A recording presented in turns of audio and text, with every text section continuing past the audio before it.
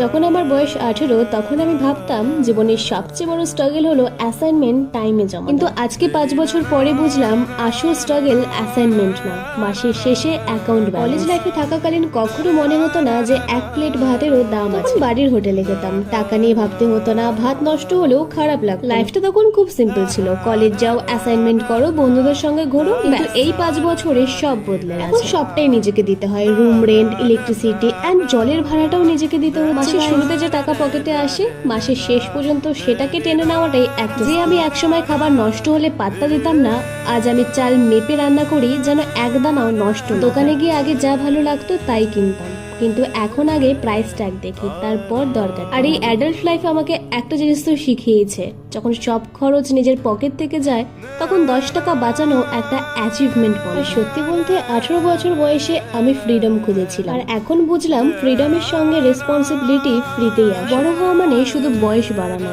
বড় হওয়া মানে একদিন বুঝতে পারা বাতের প্রতিটা দানার প্রতিটা নোটের পেছনে কতটা পরিশ্রম লুকিয়ে থাকে। চলো আজকের মতন বাই।